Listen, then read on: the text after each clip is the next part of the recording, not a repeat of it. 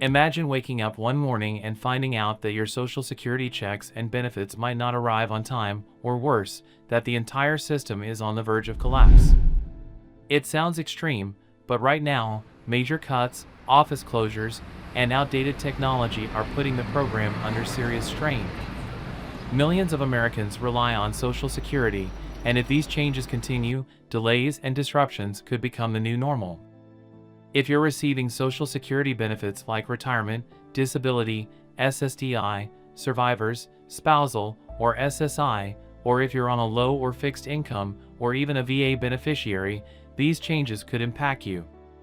So, what's really happening, and should you be worried? Well, let's break it all down and figure out what this means for your future. And, if you want to keep updated, please make sure to hit that subscribe button so you don't miss out. Alright, let's get into it. Social Security is something millions of Americans rely on: retirees, people with disabilities, survivors of deceased workers. But right now, there are real concerns about whether the system is being pushed to the breaking point. The most immediate issue? Massive job cuts. At the start of the year, the Social Security Administration announced it was cutting 7,000 jobs. That's on top of years of budget constraints that have already stretched the agency thin. To put it into perspective, back in 2015, the SSA had 7,000 more employees than it does today, and yet, it's serving 7 million more beneficiaries now than it did back then. More people needing help, but fewer people to process claims and answer the phones.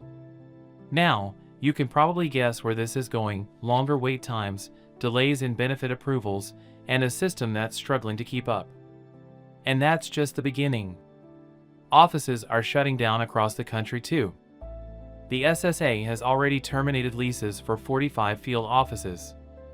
For a lot of people, especially those who need in-person help, like older Americans who aren't comfortable with online applications or folks dealing with complicated disability claims, these closures are a huge deal. If there's no local office, getting benefits could become much harder, which means more delays and more frustration. So, what's behind all of this? Well, the current administration has been pushing for government efficiency, cutting costs, reducing so-called waste. But critics argue these cuts are actually weakening Social Security's ability to function. Some experts even believe this could be part of a long-term strategy to move toward privatization. That's why there's been so much pushback, especially from lawmakers who see these changes as a way to intentionally make the system fail, so that later, people might be more open to shifting Social Security into private retirement accounts. And, of course, this isn't just about politics. This could have real consequences for everyday people.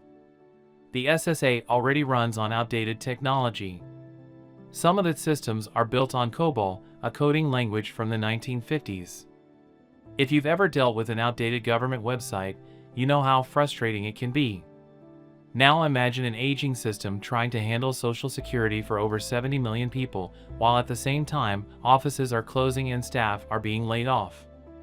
Some experts are warning that if these cuts continue, technical failures could eventually lead to missed payments. Now, to be clear, Social Security isn't going to just disappear overnight. The program is still funded by payroll taxes, and as long as people are working and paying into the system, money will keep coming in. But if the administration that runs it keeps shrinking the workforce and closing offices, the process of getting benefits could become a lot more difficult. So then, the big question: should you be worried?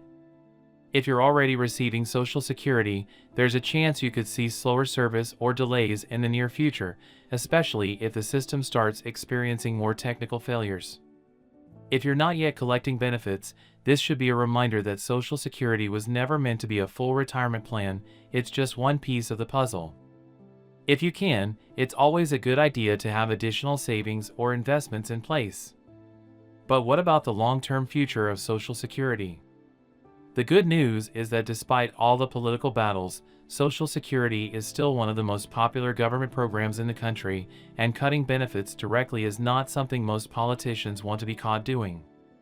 The problem is that small, behind-the-scenes changes, like staffing cuts and office closures, can weaken the system without ever officially reducing benefits.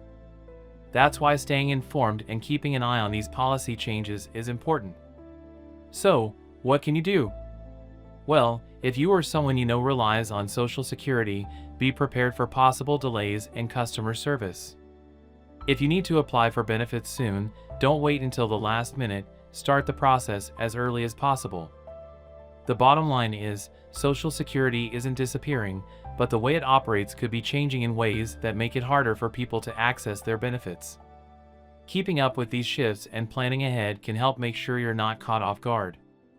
And, before you go, let me know in the comments, are you worried about Social Security's future, or do you think this is just political noise? I'd love to hear your thoughts.